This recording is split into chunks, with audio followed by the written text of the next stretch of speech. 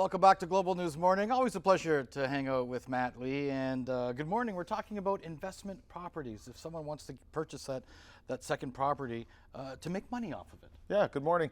I want to talk about especially if you're just initially getting into this. You know, this is my first one. What do I need to know?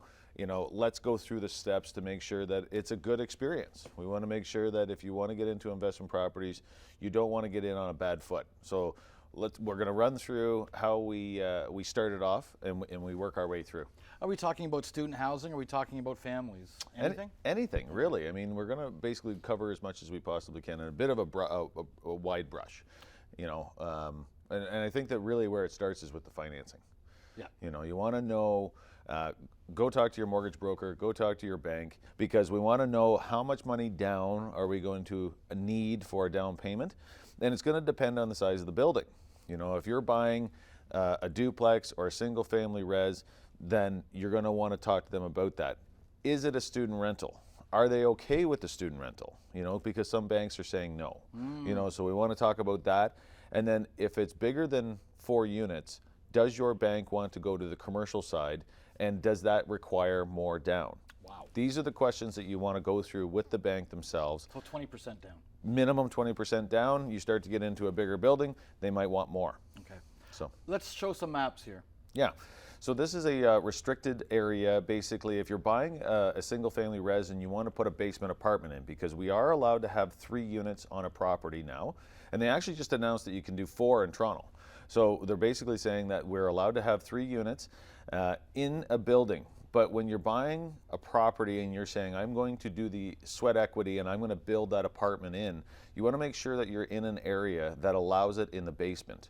So we have different maps that you can go onto the City of Kingston map website and then go to the development area and then go under zoning. And if you see an area that is completely yellow, that is blocked out, or red, that is called a sewer surcharge area, and you're not able to put the basement apartments in. That does not say that you can't actually have 3 units. They just can't be below grade. So this is where, when you're looking at investment properties, you want to know, you want to be with somebody that knows what they're doing, because this matters. Because if all of a sudden you want to have, I'm going to build a 2nd unit, or I'm going to build a 3rd unit, and all of a sudden you buy something in an area that you actually can't do that, then your investment and your cap rate or your return is going to go way down. What are some of these areas? There is an area so downtown's a big area, you know, so, you know, you go on the map, take a look. So if you're south of Union, there's a huge section in there that basically is not going to allow it. If you get down into a certain part of Henderson Place, it's not going to allow it. If you get in behind Toast and Jam, like you get into that Tanner Drive, there's an area in there that doesn't allow it.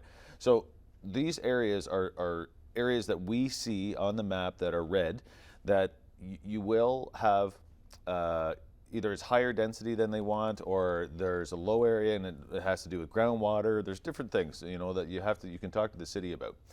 But if you are buying something, this map is very important and you need to look at it. So owning an investment property, it sounds like a lot of work, but that's where a property manager can come in? Yeah.